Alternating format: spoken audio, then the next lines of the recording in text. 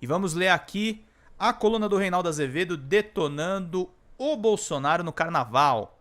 Carnaval sem fantasia, Bolsonaro tentou golpe de Estado, é crime, é cana. Vamos ver juntos aí o traje de presidiário. Ah, lá vou eu em pleno Ziriguidum escrever sobre política, golpismo, STF, o coiso, as burrices dos que resolveram normalizar discursos fascistoides como uma das formas de ser da liberdade de expressão, hein? Ainda não há provas dos malfeitos de Bolsonaro? Estão apenas no terreno das suposições? É precipitado na análise política lhe imputar a tentativa de dar um golpe e de pôr fim ao Estado Democrático de Direito, já que tudo deu errado para eles, então se zomba dos que apontam os crimes, minimizando-os? Tivesse dado certo, zombariam de quem? Dos mortos?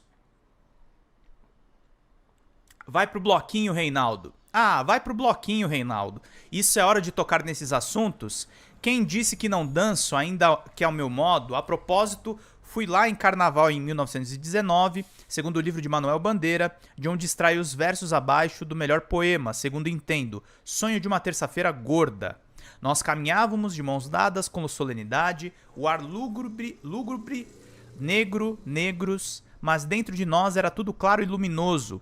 Nem a alegria estava ali, fora de nós. A alegria estava em nós, era dentro de nós que estava a alegria, a profunda, silenciosa alegria.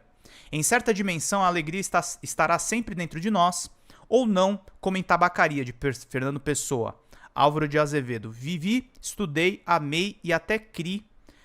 E hoje não há mendigo que eu não inveje só por não ser eu. Conhecem o poema Spleen, de Baudelaire?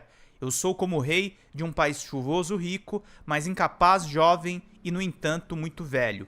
Não sou esse aí, caras e caros, mas o eu do poema, embora dado algumas melancolias, que expresso com economia porque evito que certa tristeza e algum pessimismo prudenciais possam aspirar à condição de categoria superior de pensamento. Em qualquer caso, viva a benfazeja alegria. Pronto, prestei o tributo que posso ao carnaval, do jeito que consigo fazer. A trilha sonora poderia ser belíssima, eu não sei dançar, que fez sucesso na voz de Marina em 1991. Li certa feita que o autor Alvin L. não dava muita bola para a própria criação e não entende por que gostam tanto dos versos e tudo que eu posso te dar é solidão com vista para o mar. Ele pode não saber, mas eu sei. Nem sempre o autor é o melhor leitor do que produz. Viva o carnaval, mas abaixo a fantasia dos editoriais normalizadores da violência institucional. Adiante. Dúvida? Que dúvida? A banalização do ataque às instituições, protagonizado por Jair Bolsonaro em 2018, a esta data deu à luz, especialmente na imprensa, um relativismo cínico, tendente a normalizá-lo como expressão legítima de uma visão de mundo, ainda que observa-se errada. Não se trata de erro, mas de crime. Não se deve, com efeito, chamar o ex-presidente de condenado por tentativa de golpe e abolição do Estado Democrático de Direito por organização criminosa. Condenar e absolver são atribuições da justiça. Ora, ele é investigado por esses crimes e nem réu é ainda. Dada a sua obra autoral, a trilha será essa. No ponto de chegada está a cadeia. Ocorre que o jornalismo não é tribunal. Se um de nós assiste a um homicídio ao reportar o episódio, pode e deve chamar o autor de assassino ou homicida. Acusado de homicídio, ele será perante a justiça enquanto não houver a condenação. Existe alguma dúvida razoável que Bolsonaro atentou contra a democracia? Nós vimos ou não vimos? Indago os que pretendem tratar da realidade como hipótese apenas, com dedos tão leves como plumas, estão na verdade preocupados com o devido processo legal. E isso seria um bem em si, ou se entregam a maquinações de outra ordem, temerosos do que possa advir da derrocada extremista de direita?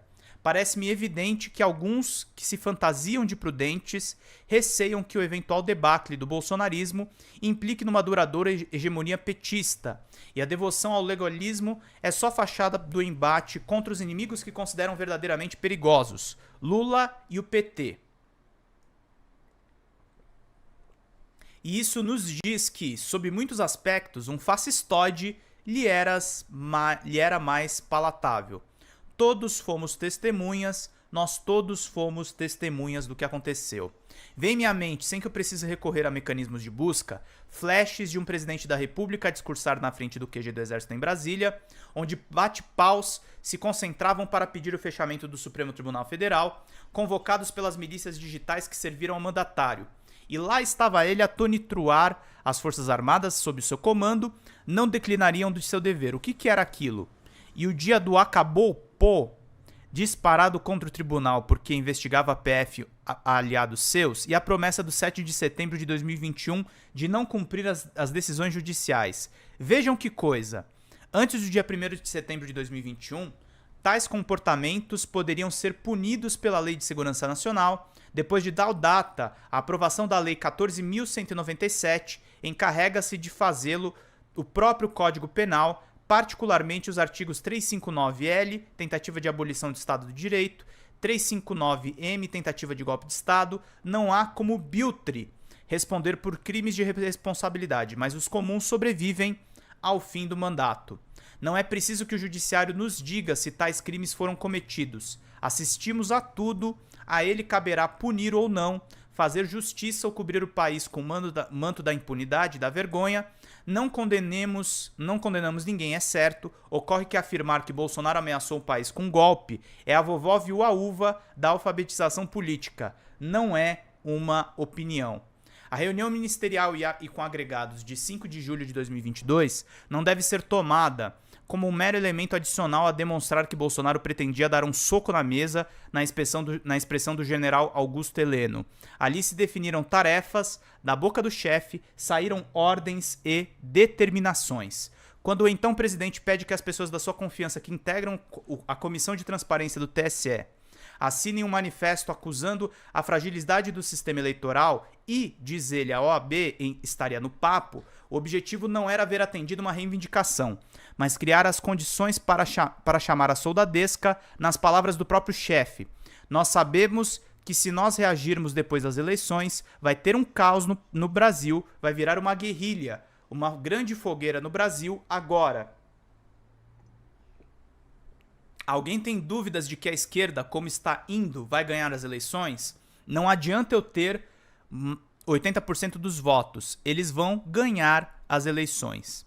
Nota rápida, também as pesquisas encomendadas pelo PL apontam, em julho de 2022, a vitória folgada de Lula, algumas no primeiro turno, um vagabundo ou outro fabricaram números para animar as suas milícias digitais. A reunião, entendam, não se resumiu a um mero destampatório contra o TSE e as esquerdas. Ali se distribuíram atribuições, competências para tornar viável a quartelada preventiva. Ou me apontem uma só intervenção que não atendesse a esse propósito. Ninguém tinha esperança de que o Tribunal Eleitoral lhes faria as vontades, até porque, nas palavras do general Paulo Sérgio Nogueira, então ministro da Defesa, o ente já estava marcado como inimigo a ser abatido. Ele chega a recorrer a um vocabulário de guerra ao se referir à corte. Mais investigação. Então os inquéritos podem ser concluídos e encaminhados ao Ministério Público Federal para que se avalie se há elementos para oferecer a denúncia? A resposta é não. Ainda faltam eventos e atores que possam explicar com mais clareza a trama, mas como negar o que todos nós vimos e esconder as evidências em expressões como supostos crimes e no pavoroso futuro do pretérito composto. Bolsonaro teria defendido o golpe, teria ameaçado as eleições, teria pressionado as Forças Armadas. Ah, não! Nada contra palavras e tempos verbais em si, desde que empregados com propriedade. Ocorre que esse futurismo do preterismo está para os idiotas ou covardes, como o gerundismo está para o telemarketing. A patuscada do dia 5 de julho de 2022, de resto, ilumina os 4 anos de Bolsonaro à presidência da República. Duvidasse alguém das suas intenções, lá estava ele a confessar que tudo era mesmo verdade. Não esqueçam do superchat, gente, pinguem. Quase 200 pessoas aqui nos assistindo, se todo mundo der R$1, a gente fecha várias metas. Se foi incompetente e é o tipo de incompetência que devemos aplaudir a despeito da sua vontade, isso não absolve dos seus crimes, até porque eles tiveram e têm um custo político altíssimo.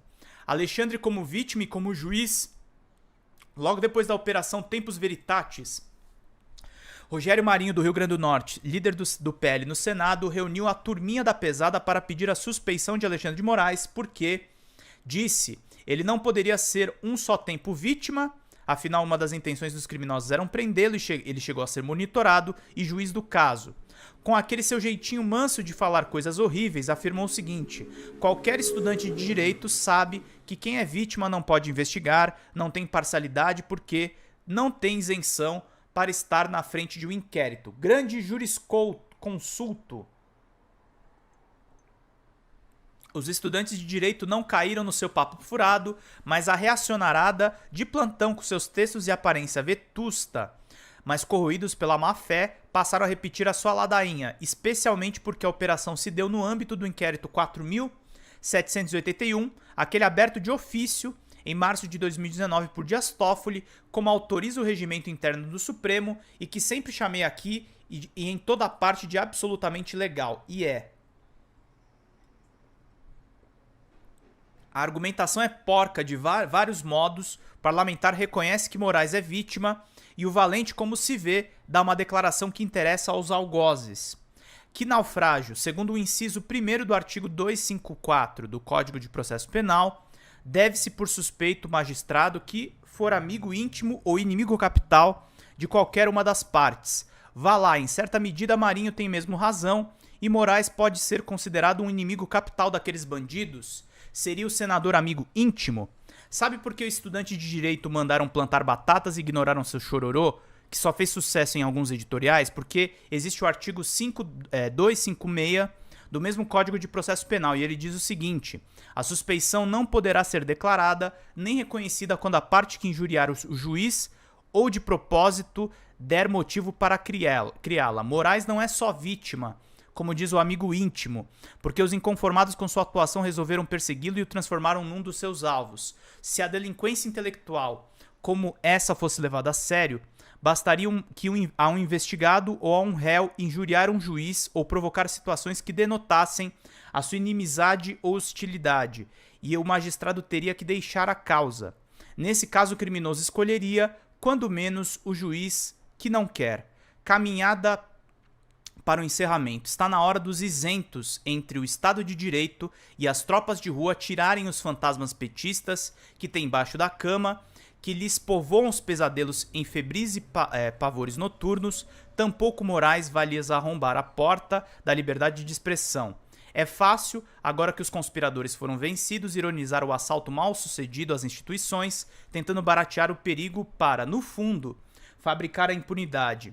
E a prova maior de que assim é, convenham, está no fato de que não poderia expressar a gravidade e a fealdade da tramóia se ela tivesse sido bem sucedida. Afinal, os dispostos a fazê-lo estariam ou silenciados ou sob vara. Assalta-me aqui uma hipótese. Quantos dos que tentam subestimar a gravidade dos atos de Bolsonaro não estariam dispostos a negociar com ele um amaciamento da ditadura, buscando abrandá-la? E ainda se julgando muito sábios por isso, não tenho isenção nenhuma entre ditadura e democracia, sou sempre democracia, nem entre a corda e o pescoço, eu sou sempre o pescoço. Também somos, Reinaldo, sempre democracia. E é por isso que neste carnaval eu comemoro a derrota dos vagabundos com barulhenta alegria. Se o golpe tivesse vencido, nós, os democratas, estaríamos arcando com o peso do arbítrio. Como a democracia venceu, os golpistas estão arcando com o peso da Constituição e do Código Penal. Ponto. É isso aí, queridos. É isso aí.